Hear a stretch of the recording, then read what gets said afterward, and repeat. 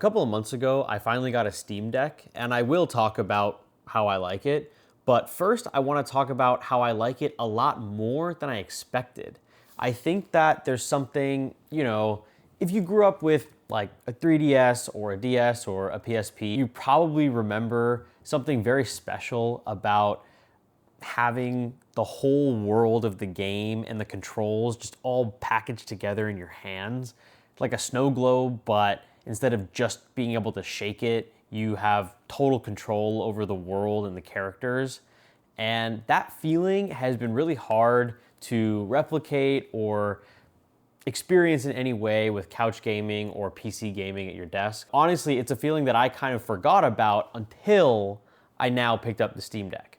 So that's a feeling and a way of gaming that I've really been reconnecting with, and I have really enjoyed it. And I think that there is one game in particular that summarizes that experience perfectly, and it is called Ooh, Ooh, O. How to pronounce umlaut O? It is to be said with the sound. Oh, okay. Ooh.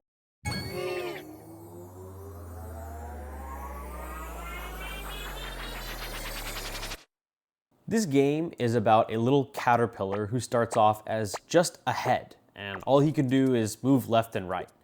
But pretty immediately you find what I believe is a peach, or it's a berry, something. Whatever it is, you eat it, and you obtain a little caterpillar body that is one mysterious pink fruit long.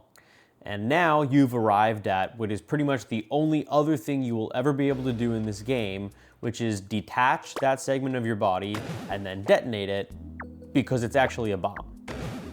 Now, I'm lying a little bit when I say it's the only other thing you can ever do in the game. What I mean more is it's the only ability that your character ever unlocks in the game, and then the rest of it is just new mechanics that evolve from the way that you use the bomb to interact with the environment. For example, when you first start the game, you drop down and you can only move left and right, and eventually you find these little blue bricks that are blocking your path. Once you get the bomb, you find out that now, A, you can jump back up to where you started, and B, that bomb will now detonate these blue bricks and you can continue on your way. And very quickly, you will start to experience the true spirit of the game. It begins to iterate on itself, expanding its puzzle one piece at a time. But it never actually gives you more mechanics than we already just established, and instead it just asks you to iterate on your own curiosity and creativity with interacting with the game.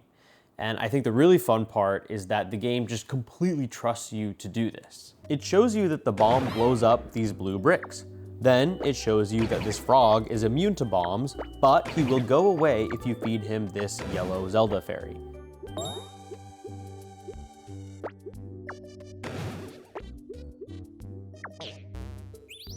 After continuing through a few more curious encounters with some bricks, gaps, and spikes, you get to a dead end.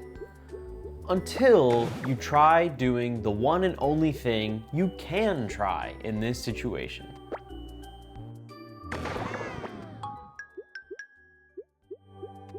It's kind of like you unlocked a new ability, but technically nothing in the game changed. You changed. You just changed the way that you understood the game and interacted with it. The core of this game is that it really just relies on you to keep up with it, and it keeps creating these really satisfying opportunities for you to do that. Now at this point, it's actually a little tricky to keep talking about this game, O, the caterpillar game, without spoiling the whole point of it, which is the novelty and the intrigue of the puzzles. So, don't worry, I haven't really spoiled anything yet. The gameplay, the puzzle that I just went through is from what is functionally just the tutorial section of the game. You'll see it in like the first 5 minutes. And then after that, the game really opens up and shows you what it actually has to offer. Obviously, other games have moments where they encourage you to use a simple basic mechanic in a new or interesting way. Let's take Hollow Knight, for example. Now, in general, Hollow Knight tends to have more lock-picky style mechanics, which just means your abilities have more of like a one-to-one relationship with the environment that they're needed in. Maybe there's a gap that's too far for you to jump. Once you unlock the dash ability, you just dash across. Maybe there's a wall that's too high for you to get up. So once you unlock the wall jump ability, now you can just get up the wall. But sometimes the game says, oh, you know how when you downward attack on an enemy, it kind of bounces you back up a little bit? Well, what if you downward attacked off this bug with a hard shell to pogo stick across this acid lake? And then when you figure that out, that feels amazing. In that moment, you become part of the game's mechanics. In that moment, Mr. Hollow Knight was only able to cross that acid lake because you innovated with the way that you play with the game's mechanics. And this Caterpillar game is really amazing in its ability to extract that exact experience, and then it just condenses it and just feeds it back to you over and over and over and over and over again. It is a really cute, well-polished experience, and it's super clear that whoever made it put a ton of heart and soul into it. And I think I really like that feeling about games when you know that the experience you're having was intended and curated for you by the developer. I really like this game. I think it has one point to make, and it makes it really, really, really well. And I think that it's always fun to experience something like that was clearly made with a lot of intention behind it. And then you get to have that really targeted experience, which is fun. If you have a Steam Deck, I would really highly recommend it. I think it's fantastic for that handheld experience. But honestly, even if you don't, even if you are just playing it on a PC or something like that, I still think the game is so self-contained, you might still kind of get that snow globe experience out of it anyways. So yeah, honestly, I would still recommend it. Hopefully you enjoyed the video, and let me know, maybe comment if you end up checking out the game and if you like it or what you think of it. Yeah, thanks for watching.